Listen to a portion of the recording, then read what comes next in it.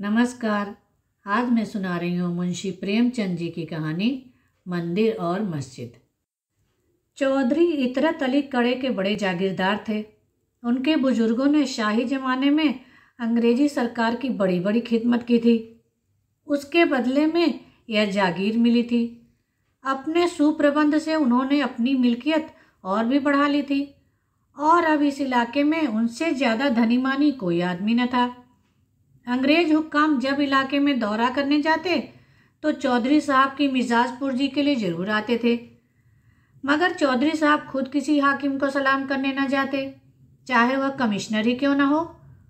उन्होंने कचहरियों में न जाने का व्रत सा कर लिया था। किसी इजलास दरबार में भी न जाते थे।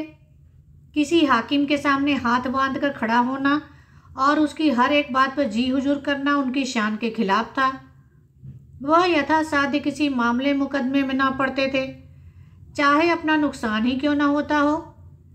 यह काम 16 आने मुख्तारों के हाथ में था। वे 1 के 100 करें या 100 के 1। फारसी और अरबी के आलिम थे।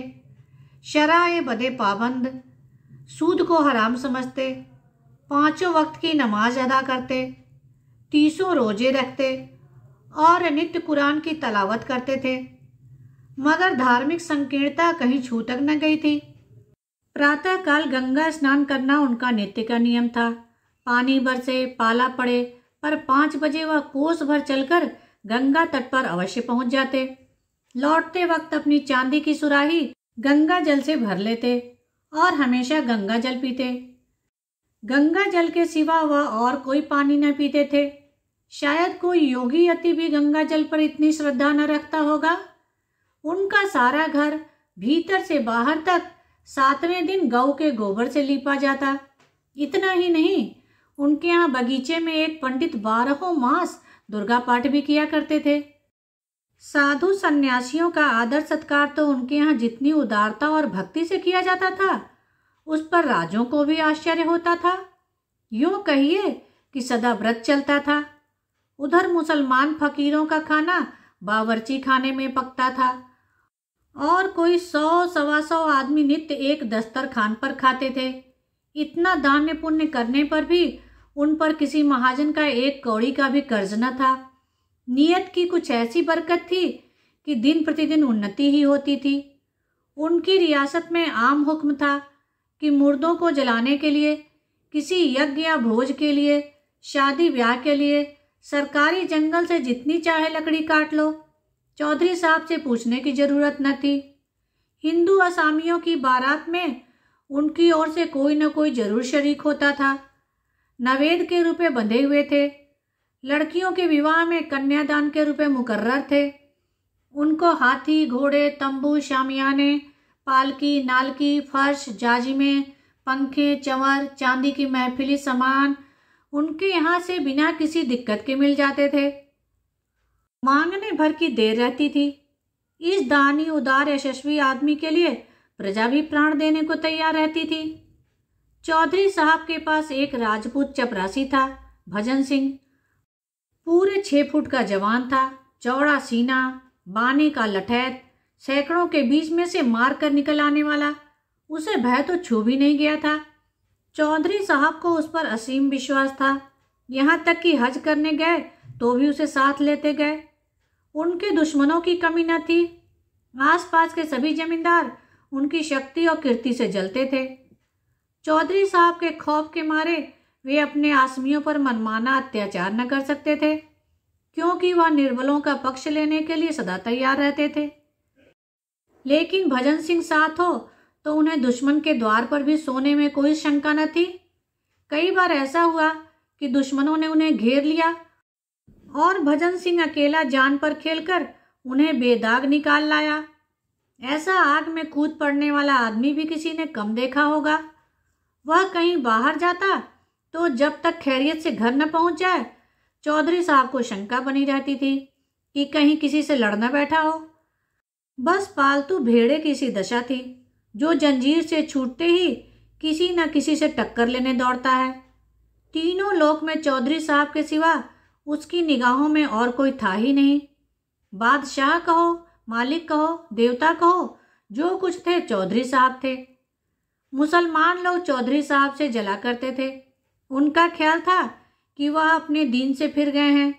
ऐसा विचित्र जीवन सिद्धांत उनकी समझ में क्यों कर आता? मुसलमान सच्चा मुसलमान है तो गंगा जल क्यों पिए? साधुओं का आदर सत्कार क्यों करे? दुर्गा पाठ क्यों करावे? मुल्लाओं में उनके खिलाफ हंडियां पकती रहती थी और हिंदुओं को जक देने की तैयारियां होती रहती थीं। आखिर यह राय तय पाई कि ठीक जन्माष्टमी के दिन ठाकुर द्वारे पर हमला किया जाए और हिंदुओं का सिर नीचा कर दिया जाए।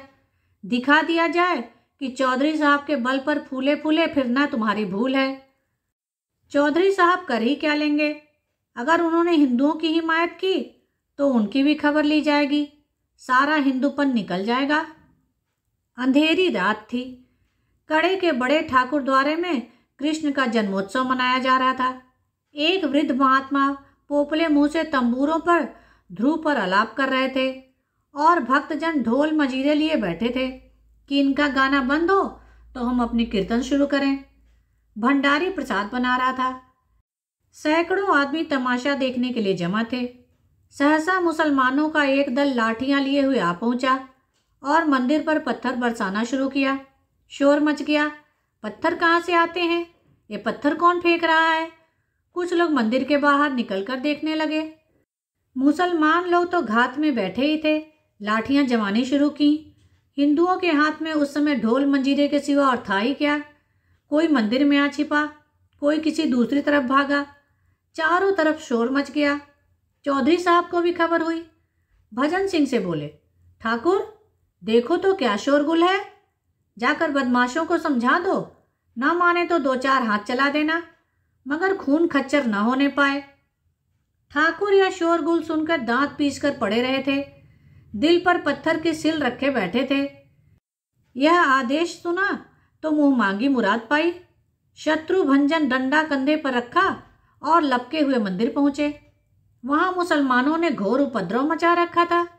कई आदमियों का पीछा करते हुए मंदिर में घुस गए थे और शीशे के सामान तोड़ फोड़ रहे थे।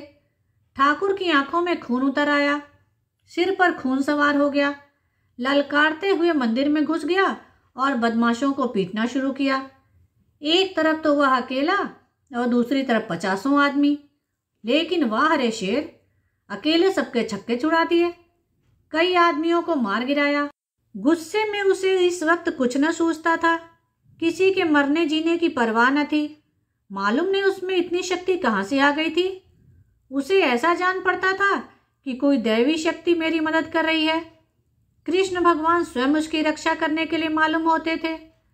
धर्म संग्राम में मनुष्यों से अलौकिक काम हो जाते हैं।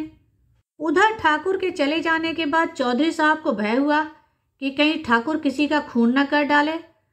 उसके पीछे खुद भी मंदिर में आ पहुंचे। देखा तो कोहराम मचा हुआ है। बदमाश लोग अपनी जान लेकर बेतहाशा भागे जा रहे हैं। कोई पड़ा करा रहा है, कोई हाय हाय कर रहा है। ठाकुर को पुकारना ही चाहते थे कि सहसा एक आदमी भागता हुआ आया और उनके सामने आता आता जमीन पर गिर पड़ा। चौधरी साहब ने उसे पहचान लिया और दुनिया आंखों में अंधेरी हो गई। यह उनका इकलौता दामाद और उनकी जायदाद का वारिस शाहिद हुसैन था।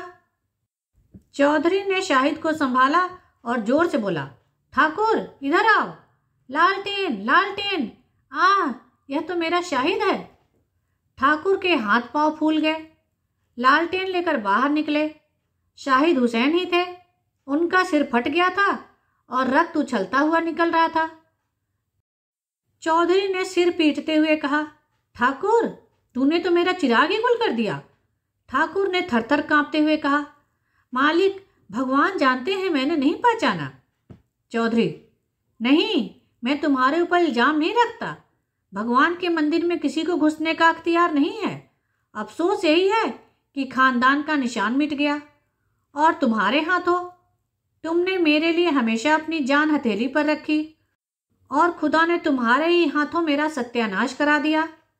चौधरी साहब रोते जाते थे और ये बातें कहते जाते थे। ठाकुर ग्लानि और पश्चाताप से गड़ा जाता था।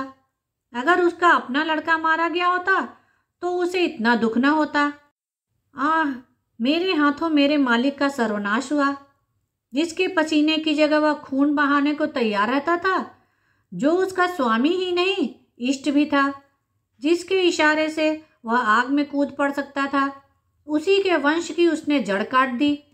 वह उसकी आस्तीन का सांप निकला। रूधे हुए कंठ से बोला, सरकार, मुझसे बढ़कर अभागा और कौन होगा? मेरे मुंह में कालिख लग गई। यह कहते कहते ठाकुर ने कमर से छुरा निकाल लिया। वह अपनी छाती में छुरा घोंपकर कालीमा को रक्त से धोना ही चाहते थे कि चौधरी साहब ने लपक कर छुरा उनके हाथों से छीन लिया और बोले, क्या करते हो? होश संभालो, ये तकदीर के करिश्मे हैं, इसमें तुम्हारा कोई कसूर नहीं। खुदा को जो मंजूर था वह हुआ। मैं अगर खुद शैतान के बहकावे में आकर मंदिर में घुसता और देवता की तौहीन करता और तुम मुझे पहचान कर भी कत्ल कर देते तो मैं अपना खून माफ कर देता। किसी के दीन की तौहीन करने से बड़ा और कोई गुनाह नहीं है। इस वक्त मेरा कलेजा फटा जाता है और सदमा मेरी जान ही लेकर छोड़ेगा, पर खुदा गवाह है कि मुझे तुमसे जरा भी मलाल नहीं है। तुम्हारी जगह मैं होता तो मैं भी यही करता, चाहे मेरे मालिक का बेटा ही क्यों न होता। घर वाले मुझे तानों से छेदेंगे, लड़की रो रो कर मुझसे खून का बदला मांगेगी, सारे मुसलमान मेरे खून के प्यासे हो जाएंगे, मैं काफिर और बेदीन कहा जाऊंगा। शायद कोई दीन का पक्का नौजवान मुझे कत्ल करने को भी तैयार हो जाए, लेकिन मैं हक से मुंह न मोड़ूंगा। अंधेरी रात है, इसी दम यहाँ से भाग जाओ और मेरे इलाके में किसी छावनी में छिप जाओ। वह देखो, कई मुसलमान चले आ रहे हैं, मेरे घर वाले भी हैं, भागो भागो। साल भर भजन सिंह चौधरी साहब के इलाके में छिपा रहा। एक और मुसलमान लोग उसकी टोह में लगे रहते थे, दूसरी ओर पुलिस, लेकिन चौधरी हमेशा उसे छिपाते रहते थे। अपने समाज के ताने सहे, अपने घर वालों का तिरस्कार सहा, पुलिस के वार सहे, मुल्लाओं की धमकियां सही, पर भजन सिंह की खबर किसी को कानों कान न होने दी। ऐसे वफादार स्वामी भक्त सेवक को वह जीते जी निर्दय कानून के पंजे में न देना चाहते थे। उनके इलाके की छावनियों में कई बार तलाशियां हुई। मुल्लाओं ने घर के नौकरों, मामाओं, लौंडियों को मिलाया, लेकिन चौधरी ने ठाकुर को अपने एहसानों की भांति छिपाए रखा। लेकिन ठाकुर को अपने प्राणों की रक्षा के लिए चौधरी को संकट में पड़े देखकर असह्य वेदना होती थी। उसके जी में बार बार आता था, चलकर मालिक से कह दूं, मुझे पुलिस के हवाले कर दीजिए, लेकिन चौधरी साहब उसे बार बार छिपे रहने की ताकीद करते रहते थे। जाड़ों के दिन थे, चौधरी साहब अपने इलाके का दौरा कर रहे थे। अब वह मकान पर बहुत कम रहते थे। घर वालों के शब्द वाणों से बचने का यही उपाय था। रात को खाना खाकर लेटे ही थे कि भजन सिंह आकर सामने खड़ा हो गया। उसकी सूरत इतनी बदल गई थी कि चौधरी साहब उसे देखकर चौंक पड़े। ठाकुर ने कहा, सरकार अच्छी तरह हैं? चौधरी, हाँ, खुदा का फजल है, तुम तो बिल्कुल पहचाने ही नहीं जाते। इस वक्त कहाँ से आ रहे हो? ठाकुर, मालिक, अब तो छिपकर नहीं रहा जाता। हुक्म हो तो जाकर अदालत में हाजिर हो जाऊं। जो भाग्य में लिखा होगा वही होगा। मेरे कारण आपको कितनी हैरानी हो रही है, यह मुझसे नहीं देखा जाता। चौधरी, नहीं ठाकुर, मेरे जीते जी नहीं। तुम्हें जानबूझकर भाड़ के मुंह में नहीं डाल सकता। पुलिस अपनी मर्जी के माफिक शहादतें बना लेगी और मुफ्त में तुम्हें जान से हाथ धोना पड़ेगा। तुमने मेरे लिए बड़े बड़े खतरे सहे हैं। अगर मैं तुम्हारे लिए इतना भी न कर सकूं तो मुझसे कुछ मत कहना। ठाकुर, कहीं किसी ने सरकार, इसका बिल्कुल गम न करो। जब तक खुदा को मंजूर ना होगा कोई मेरा बाल भी बांका नहीं कर सकता। तुम अब जाओ, यहाँ ठहरना खतरनाक है। ठाकुर, सुनता हूँ लोगों ने आपसे मिलना जुलना छोड़ दिया है। चौधरी, दुश्मनों से दूर रहना ही अच्छा है। लेकिन ठाकुर के दिल में जो बात जम गई थी वह न निकली। इस मुलाकात ने उसका इरादा और भी पक्का कर दिया। मेरे कारण यूं मारे मारे फिरना पड़ रहा है।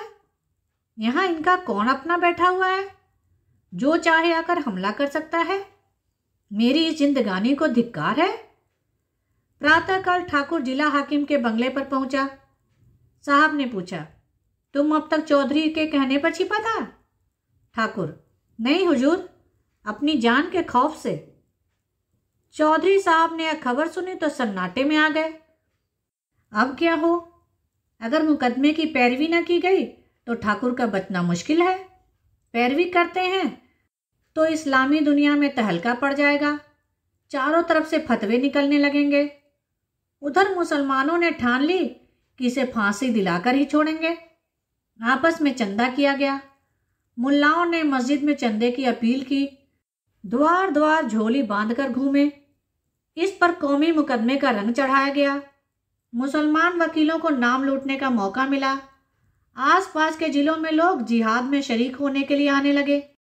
चौधरी साहब ने भी पैरवी करने का निश्चय किया, चाहे कितनी ही आफतें क्यों न सिर पर आ पड़े।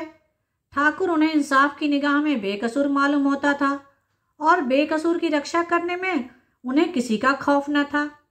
घर से निकल खड़े हुए और शहर में जाकर डेरा जमा लिया। 6 महीने तक चौधरी साहब ने जान लड़ाकर मुकदमे की पैरवी की। पानी की तरह रुपए बहाए, आंधी की तरह दौड़े, वह सब किया जो जिंदगी में कभी न किया था। अहलकारों की खुशामदें की, वकीलों के नाज उठाए, हाकिमों को नजरें दी और ठाकुर को छुड़ा लिया। सारे इलाके में धूम मच गई। जिसने सुना दंग रह गया। इसे कहते हैं शराफत। अपने नौकर को फांसी से उतार लिया। लेकिन सांप्रदायिक द्वेष ने इस सत्कार्य को और ही आंखों से देखा। मुसलमान झल्लाए, हिंदुओं ने बगलें बजाई। मुसलमान समझे इनकी रही सही मुसलमानी भी गायब हो गई। हिंदुओं ने ख्याल किया अब इनकी शुद्धि कर लेनी चाहिए, इसका मौका आ गया है। मुल्लाओं ने जोर जोर से तबलीग की हाँक लगानी शुरू की।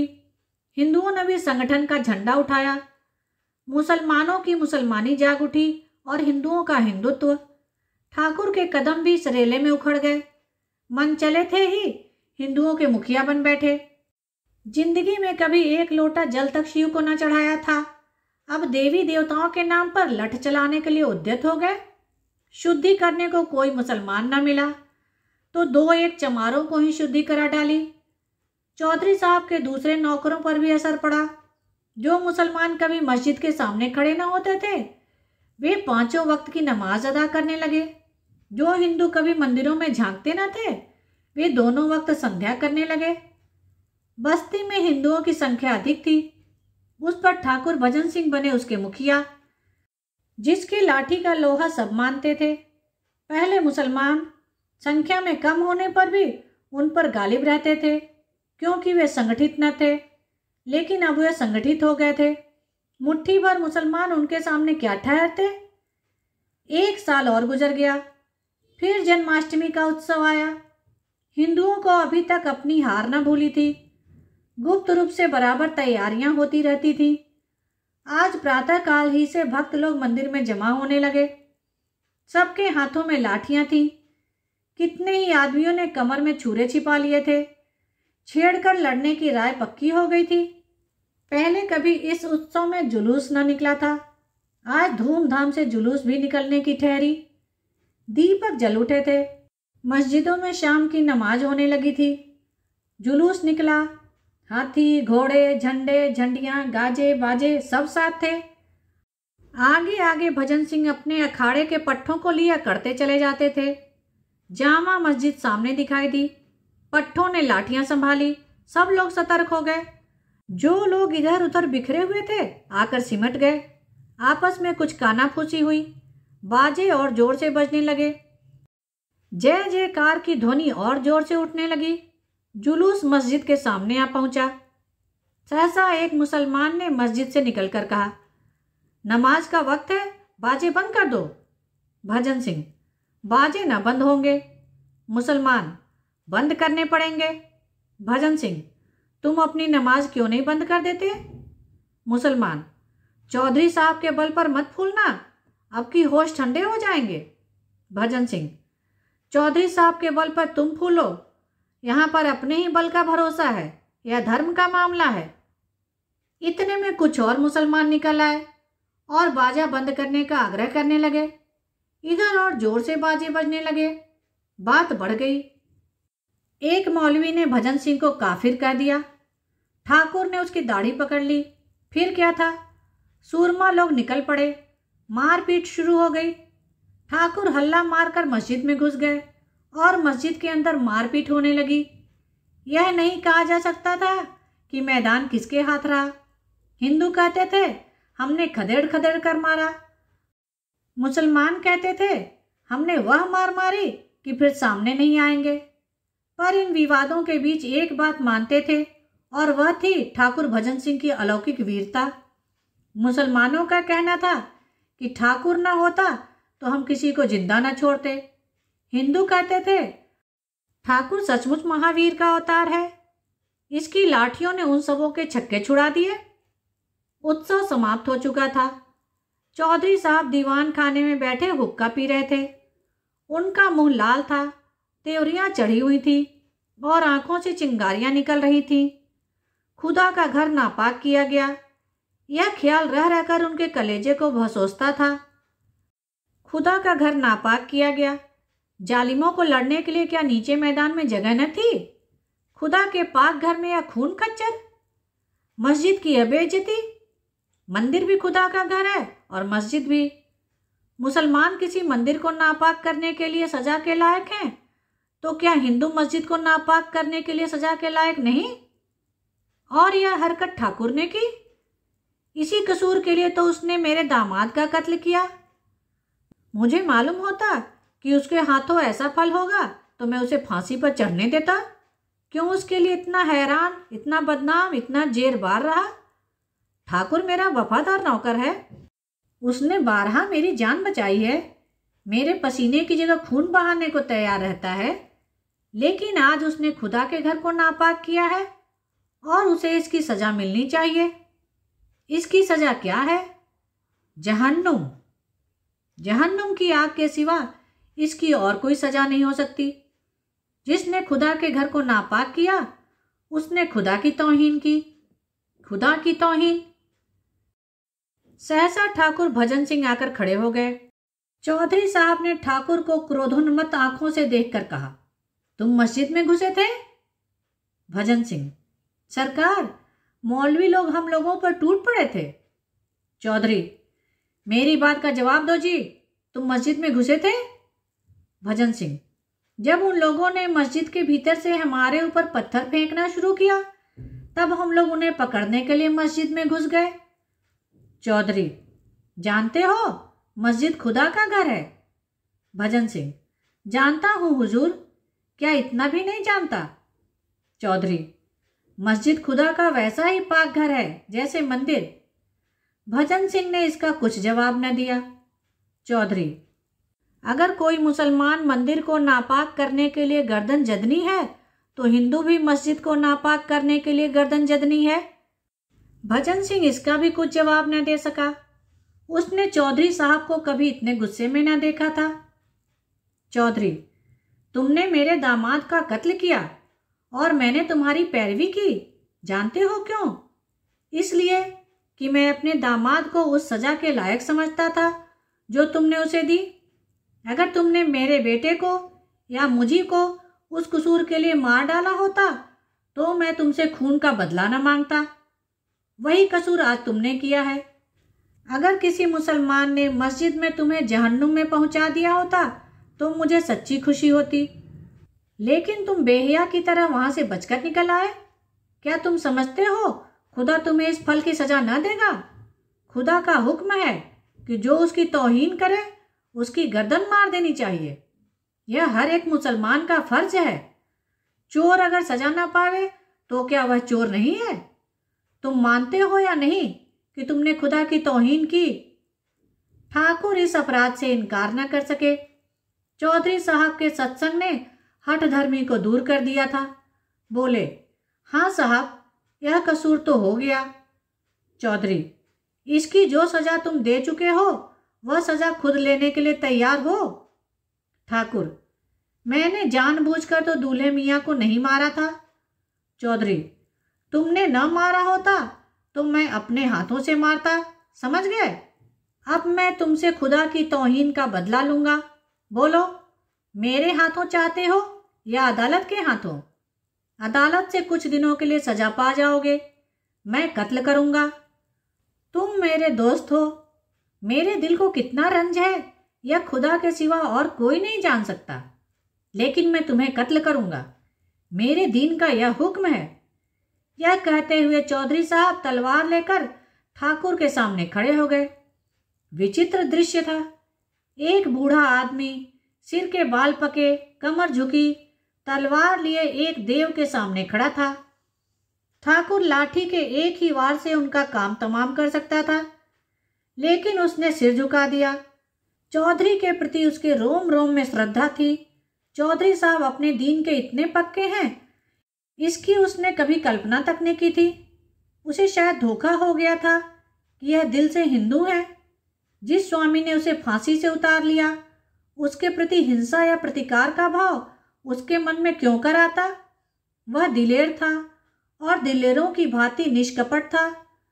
उसे इस समय क्रोध न था, पश्चाताप था। दीन कहता था मारो, सज्जनता कहती थी छोड़ो। दीन और धर्म में संघर्ष हो रहा था।